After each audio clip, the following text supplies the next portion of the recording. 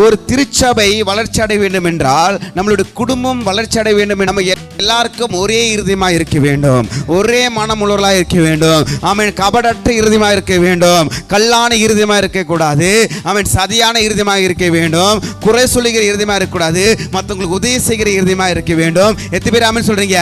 அவர்கள் எல்லாருமே விசுவாசிகளாகிய திரளான கூட்டத்தார் ஒரே இருதயமும் ஒரே மனமுள்ளவர்களாக இருந்தார்கள். இந்த காலை வேளையில் ஆவியான நம்மளோடு கூட இடைப்படுவாராக. நம்ம எல்லாருக்கும் ஒரே மனதாக இருக்க வேண்டும், ஒரே இருதயமாக இருக்க வேண்டும். வெவ்வேறு குடும்பத்தில் நம்ம வந்திருக்கலாம், ஆனால் தேவ ஆவினால் நிரப்பப்பட்ட நீங்கள் நானும் ஆமென் ஒரே இருதயமாக இருக்க வேண்டும். ஒரே ஆவி உடையவர்களாக இருக்கும் பொழுது தேவனுடைய சித்தத்தை ஒரு மனதாக நிறைவேற்றி ஒரு மனமாக ஒரு சித்தத்தை முடிப்போமாக. எத்தனை பேர் ஆமென் சொல்றீங்க?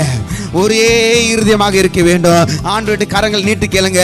எங்கள் சபையார் அனைவருக்கும் ஒரே இருதயத்தை கொடுங்க, ஒரே இருதயம்